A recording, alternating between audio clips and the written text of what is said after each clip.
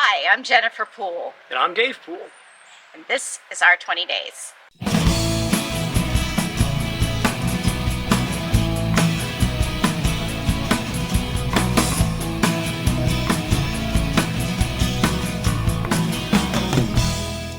Last week we went out to look at replacing the Jeep with a newer used car, and that started out Wednesday with why don't we just go look at this, and by the end of the day we had bought one.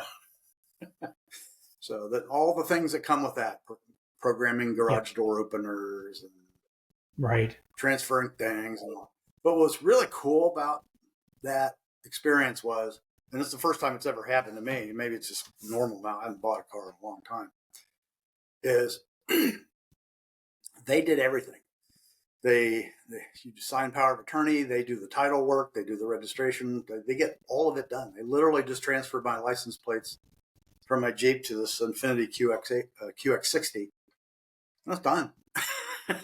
It was just like, I don't know if that's left over from COVID protocols or whether that's existed for a while. I suspect that's true. I know that I've with our Molly Maid business, we do quite a few automobile transactions, and it has gotten noticeably simpler with one exception. But the dealership has taken on most of it. And the exception in my case was, and this was one of the technology things I was thinking about talking about today, was, so many of things that we do in our lives changed during COVID, and to lean on technology more than we've leaned on it before. But one that hasn't changed is seemingly government agencies never got the memo about you can do something other than online, publish a PDF of an application to somebody to handwrite on, take a photo of it, and then send it via text message or email. There are better ways that are probably no more expensive to implement than that. But that's an interesting observation, Paul, that the dealership took all that on.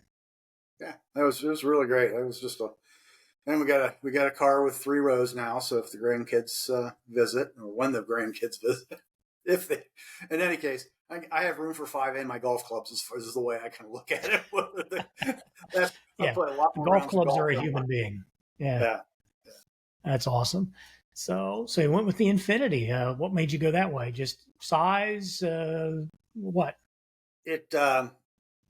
We have an Infiniti G37X, and I've had it for several years, and I've really been happy with it. So that's the typical 4-door sedan type car, and so we're happy with that. And in looking at reviews and other things, the Mazda CX-9 was one that kind of, the positive was it handles probably the best of the 3-row SUVs. Downside was it's 4-cylinder. Now it's a strong 4, big 4, but still it's a 4. Yeah. So we went and test drove that first, and then we just went, well, why don't we go down to the Infiniti dealer on the Loop Road and try that one and see. And we test drove one. It was a little more than we wanted to spend, but they had a couple more on the lot, including one. The one we got had a tan interior, we just don't like black interiors and how hot that gets. With the same way. Yeah. And the G37X is the same thing. So we looked at, and it was loaded. It has more options on it than I know what to do with. Still figuring out how to drive it. But yeah, some of the other reviews, some of the other bigger SUVs are just not as stylish. They're more boxy and all that. The QX60 is more rounded, and I think it looks nicer. And it's kind of nice having two cars that more or less the controls are in the same place and kind of runs the same way. And so that's easier when you're switching back and forth, because technically the QX60 mine, because we put it in my name, and the 37X is in Elaine's name. We both drive. Now, she didn't drive the Jeep much because it was a bit of a chore. It had some steering issues with it, and which ultimately led to okay, it's on its last leg. Let's just, because I took it into the dealer, not the dealer, but the repair shop over a month ago. So all things are wrong with it. It was going to cost like $3,300 to fix it all. And I said, thank you. That was the That's what I was hoping. I knew the day would come when the estimated repair bill is beyond what any reasonable. I would Yeah. put that much more money into a 20-year-old car. Well, it was, I guess, meant to be. So now the next thing is, how are we going to get it in the garage? So that will be, I'm going to start on that today, but it's going to, I think, involve taking some stuff off walls, moving ladders, and taking a few things out. So, because it is about 7.5 inches wider than the smaller the sedan. Not a lot, but enough that getting the doors open easily is going to be a little bit more of a problem. Yeah, that's the thing that I found. We bought, or I bought a year and a half ago, maybe, a 2017 BMW 440 convertible, and it was replacing a smaller car, and I knew it would be a little bigger. The thing I didn't think about wasn't the dimensions that says, what the wheelbase is and how wide the car is. The doors on this thing are a lot longer than I remembered. So when you open the doors, you can't open them all the way I had my garage configured.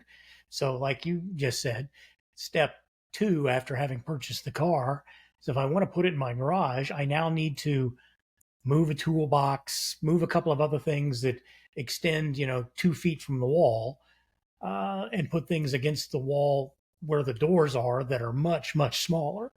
So the thought never occurred to me that the length of the doors would be a consideration in getting it in the garage. So I assume it's a 2-door Yeah, BMW. yeah, exactly. I've had that Firebirds and other ones. I know what you mean. It's just, Yeah, yeah, and it's a nice car, and all that, but it's like, you mentioned, having, 2 Infiniti/Nissan products, so the controls are, basically the same. That's one of the reasons, most of our Molly Maid fleet are Toyotas. So if I have to swap a car out from one team to another, somebody doesn't have to figure out, where this button is or what that button does. Or, the biggest argument is, who saves what radio presets. Um, so you get some one team that likes hip hop and another team that likes light rock. Another person wants to listen to talk radio. So that's our biggest debate on cars. So, but it's an interesting thought, and I had not really considered this. You and I grew up in a technology era where one of the big debates was around standards, and I guess in a lot of quarters that's still the case. But you and I were of a certain age that, on a really basic level, just the idea that everybody ought to be in a company kind of running the same operating system or using the same office suite or whatever, that was still a pretty debatable topic back then. And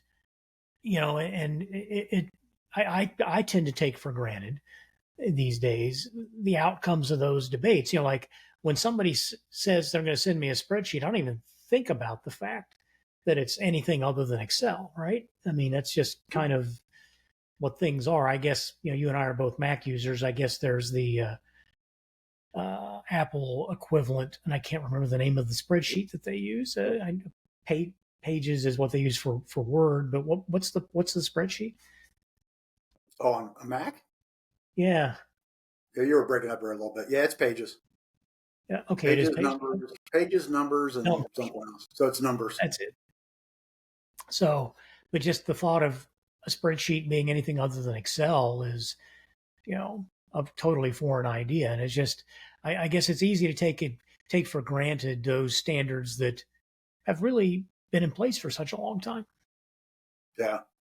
That was an interesting story on Excel. One of the, I think we've talked in some of the other podcasts about some of the weird things that I get involved with, and one of them that happened in the Catalyst paper was somebody says this spreadsheet's taking a really long time to open. It takes like two and a half minutes to open, and I'm like, what in the world is going on here? So get involved, start looking at what's going on, start seeing, going searching the internet, and so, oh, let's try to save this as a XLSB, the binary form, which is the Binary version.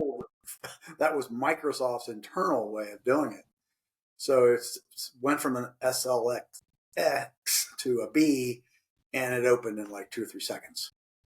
And it's just been, they were just amazed. It's like, you mean we've been putting up with that for this long? And yada, yada. I said, well, I'll tell you, I tell people I hate computers. I want them to obey. I want them to do exactly what I want them to do. You don't have to be, you don't have to have a stupid interface or you can't find an option. I just want it to be simple, straightforward, and direct and work every time. And I get just as mad at people, or mad at technology as the people that usually come to me. I famously solved one problem in Escanaba. Famously, in my mind, it was one of the more interesting ones. I got a help desk call transferred to me from Escanaba Monday morning, first thing. User in somewhere in New York is just irate. She can't do, her keyboard's just not acting correctly. She can't get logged in the mainframe and all this kind of stuff. And they asked me if I would talk to her. I said, sure. So they transfer to me and we introduce ourselves and she's really pissed and says, so I took her side. I mean, the first thing I did was just empathize with her. It's like, I really hate it when Monday morning comes and somebody's done something and just, so I spent like the first 5 minutes just getting her and me on the same side of the building equity. Yeah. And then finally, after about 5 minutes, I said, okay, well, let's see what we can do about, and using appropriate words in there that I won't repeat, but, just again, kind of, I asked her to hit the enter key. What happened? Nothing happened. Yeah. Okay, let's try this. And she's just like, we're going to get this. We're going to beat this thing. It's because I got her on my side. And it took at least 5 minutes of trying this and that before finally went, well, hit the control key. What did that do? Didn't do anything. Do you have another control key like on the right side of the keyboard? Yeah, try that one. Oh, it worked. Hey, she's all excited. And I said, okay, now I know what. Okay, your keyboard got remapped by somebody over the weekend. And she's so happy.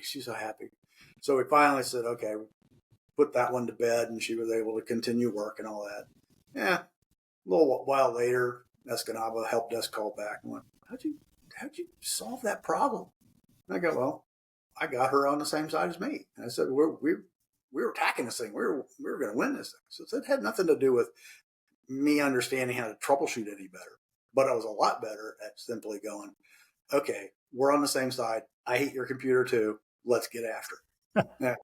And they're just like, oh my God.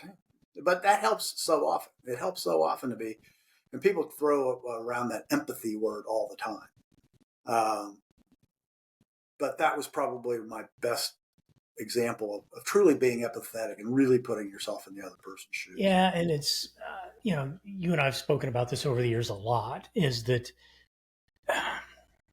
a technical problem may or may not be something that's a super complicated issue.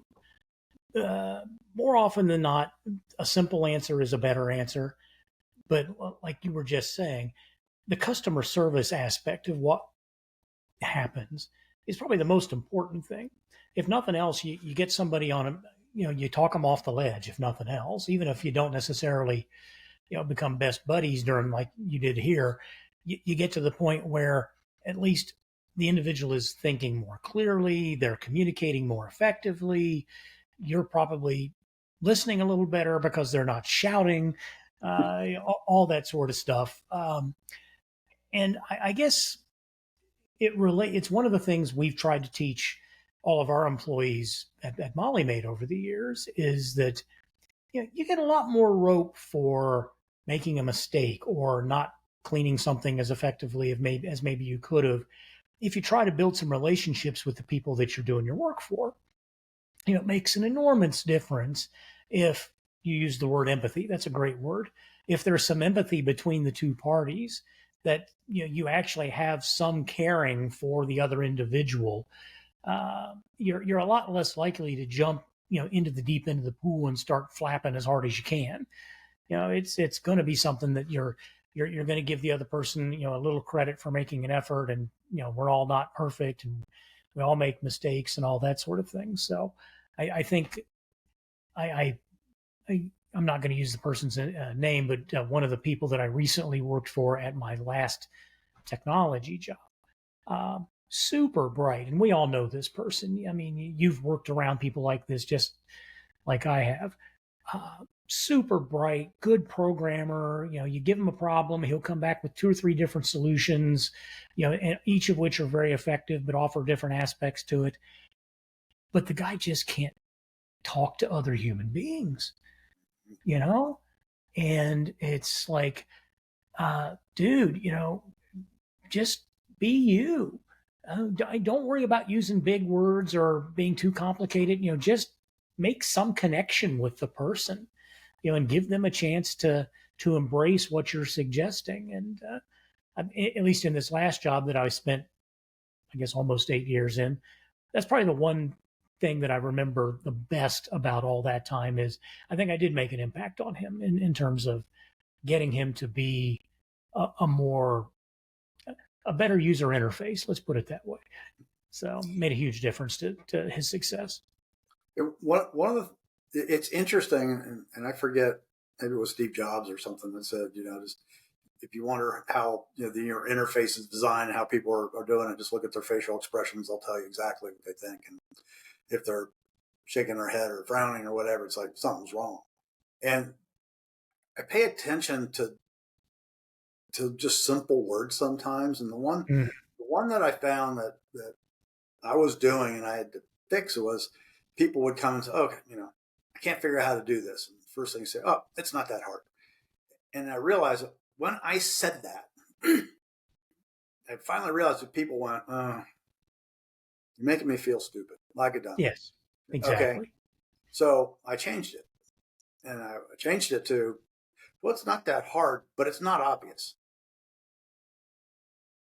So now it's like, okay, it wasn't, from the other person. It's not me because it's not obvious. He's already told me it's like, okay. But I'm also happy that it's not going to be hard.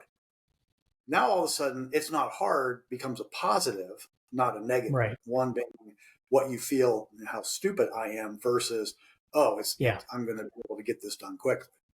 So, it's like, words are amazingly, but you have to pay attention to reactions or I mean, the way you switched to makes them feel like, okay, not everybody figures out where this is. Now that I see where the problem can be fixed, I am certainly capable of dealing with this. It makes a huge difference. So anyway, so where are you sailing out of on this cruise that you're going to? Fort Lauderdale. Okay. So the ship goes from Fort Lauderdale to Bahamas to Cozumel to Grand Cayman for a week of sailing in there. I'm pretty sure that I've made that trip. Which cruise line is it on? This one's Celebrity, which is, I've done 3 cruises and they've all been on Celebrity. It's kind of it's not the party ship. It's a little bit more for the more mature side. Yeah, the more aged crowd. Yeah. Interesting. I'm pretty sure that we went out of Fort Lauderdale too when we made that trip. I guess the other thing that's kind of amazing to me, I haven't made a cruise in quite some time, but from once in a great, I mean, the cruise that we've thought about wanting to do is one of these Viking European tours, whether it be, ocean going where you go from like, Lisbon to, one of the Italian ports or something like that, into Rome or whatever, or, one of the you follow the Danube or, one of the great rivers of Europe. So I've thought about those, but the thing that used to be when you took a cruise, you were disconnected. I mean, there was no internet available on these ships, at least when I was, of the age when we considered doing those trips. But now I gather, with, the advent of, I assume, first of all, like DirecTV, and then second, Elon Musk's venture, the idea of, Starlink. I couldn't think of the name there for a second. Starlink. The idea of high bandwidth, high availability internet traffic anywhere in the world is now a reality. So much for being disconnected. Yeah. There is Wi-Fi. Of course, you can pay for advanced Wi-Fi, but I'm just interested in not having 500 emails in my inbox when I get back. Right. There is an interesting website called cruisemapper.com. Okay. I ran across it as I was trying to figure out what terminal this particular celebrity boat sailed out of. And Cruise Mapper lists where there's like 1,536 cruise ships and where they all whether they're docked, en route, what paths they're going to take. What was one of the interesting things about this trip we're taking is that we'll go directly from Fort Lauderdale to the Bahamas, and then we'll sail back along the same line back toward Fort Lauderdale, about 2/3 to 3/4 of the way back, before we make a left-hand turn to go down to Cozumel. Now, that's not the way you have to do it, but it made me think that the amount of time you're actually on the water is exaggerated because they take a path that gives them more water under them, I guess, for the lack of a better term. So, but it's very interesting, but it's fascinating how many of these you can go in for each ship, and you'll see future sailings, you'll see capacities, you'll see space to passenger ratios, all this. It's amazing how much detail is out there. But if you were looking to plan a trip, you could go through all these cruise lines and I would start there if I was going to do another cruise, because just all the information you need's there. I guess as you're talking about it, it reminds me of what one of the sites anyway is called flightaware.com. Mm-hmm. So it's basically the idea of, you can track any flight, any place. And I guess, the upgrade is you pay for a better version of the user ID, and you can look up like tail numbers. So if you know that Phil Mickelson's plane is ABCDEF, you can watch him fly from the Masters to wherever he's going, back to San Diego for home or whatever, and know that it's Phil Mickelson. And I guess the recent example was everybody in the world tracking Taylor Swift to make sure she got from Tokyo to LAX leading up to the Super Bowl. So interesting stuff. Well, good talking again, buddy. When do you head out on the trip? We're going to go out. We're going to leave this Friday and spend the night in Indianapolis. The flight's out about noon on Saturday to get to Lauderdale, and then the ship will be on board ship by 2:00 on Sunday. So we're taking the cautious. Let's stage ourselves in the right place a day before we have to travel, and then the cruise will go Sunday to Sunday. We're going to spend 2 more days in Fort Lauderdale or West Palm Beach visiting Elaine's aunt. And we'll travel back on Tuesday, the 27th, I think. Cool. Yeah. Well, if we don't talk between now and then, and I doubt that we will, good luck traveling, and talk to you here in a couple of weeks. All right. Thanks for joining us today on Our 20 Days. Be sure to subscribe or like our website at our20days.com to make sure you receive all updates for new episodes. And again, thanks for joining us at Our 20 Days.